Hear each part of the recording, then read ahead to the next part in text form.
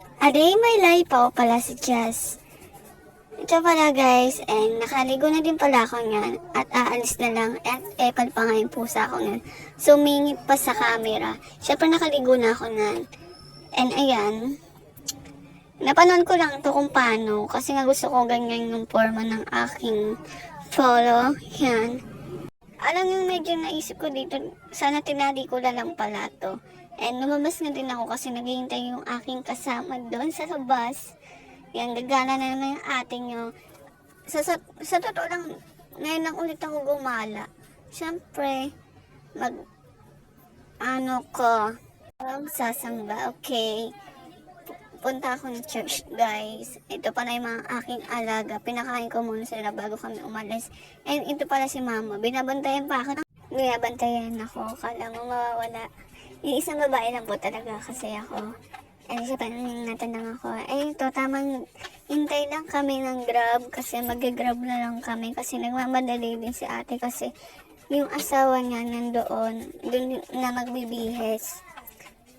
And ito, hindi ko pa nga masarado yung pinto ng kotse. Sorry na po. Si mama pa nagsarado niyan sa labas. And yan, tamang video lang ako. Hindi nga makikita dito kasi madilim.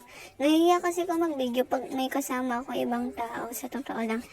And ito, papunta na to sa Nandaan. At paliko kami ng Caloocan, guys. Diretso na natato sa monumento. Ito, tamang video lang ako. Ayan, medyo maniwan. Itong video na to, para sa akin, memory sa akin, yung mga video at yung mga dinadaanan ko. Kasi, sa totoong buhay ngayon lang ulit ako. Ngayon ko lang naranasan gumala na ibang tao yung kasama ko. Madalas si mama eh. And, pinapayagan na din ako ni mama kasi, para masanay na din ako kasi kung mag-work ako, diba? And ito pagbaba namin, nakita ko pa nga yung aso doon. Sobrang cute. Ito, tamang picture lang ako, tamang kape kasi kumain muna kami. And 5 lang kami dito muna kasi wala pa yung iba. Ayan, tamang almusal lang kami kasi wala pang tao. Sa umaga talaga hindi ako kumakain. Sa totoo lang. Kasi isusuka ko lang din sa totoo lang. Ayan, tamang video lang ako, tamang kain, and tamang picture. Hirap na hirap nga ako sa damit ko niyan. Ito, lumipat na ako ng upuan kasi may mga dumating na. Sobrang inaantok pa nga ako nito kasi wala pa akong tulog. Ito, natapos na din kami, mga alas 12 na natato ng hapon. Tinali ko na din pala yung damit ko na yan. Kumain na din pala kami, gulay yung ulam namin, kalabasa and barbecue. Ayan, pauwi na din pala kami nito. Ayan, tamang video na naman si ate mo. Ayan, puro building makikita mo dito, guys. And tatawid kami ng tatlong tawiran, guys. Ayan, yung tipong ang hirap tumawid kahit may tawiran na. Kasi may mga sasakyan na matutulin talaga kahit mag-ano ka ng kamay mo na hinto ka muna saglit. Tatawid lang kami, ganun. Ito na yung, yan, kita niya yung plastic na yan na may nakalagay na pagkain.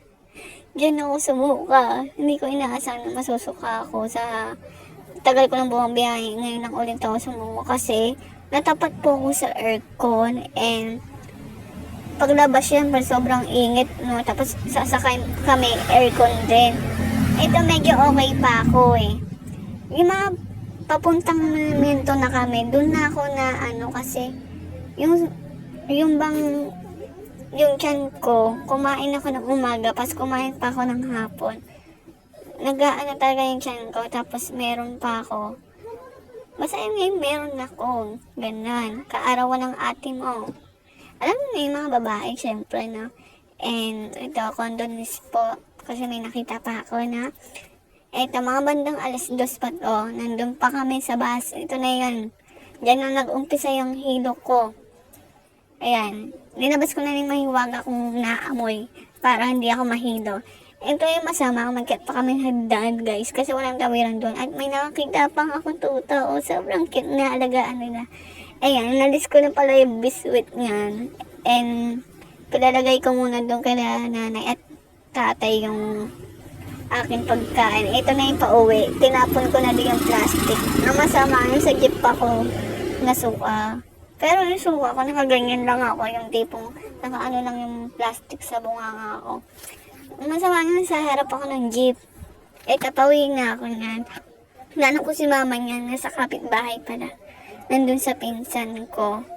Ito, nagpahinga muna ako kasi sobrang naantok din ako. Pakainin ng aking nanay. And thank you po pala sa nagbigay ng chocolate. Yan. And see you. Ito, mga bandang gabi na ito, guys, pinakain ko na ulit sila kasi papakain. Bumili pa ako ng dilata para lang kumain sila. Yung tipong may ulam kami, pero maarte pa sila sa akin.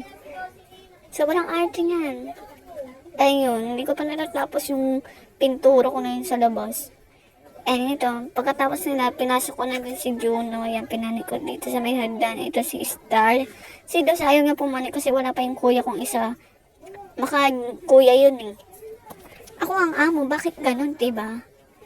Ayan silang dalawa. Diyan sila natutulog.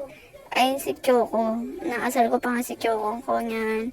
And si Chloe nga sa labas, may katol na din yun. May sapin na din yun. Ito, nakita ko kasi hindi na maayos yung iga niya. Inayos ko siya. Sabi ko, umayos ka muna, be. Ayun. Kala mo na, yung sungit-sungit niyan. Ayun na muna, guys. Bye-bye! Bye-bye!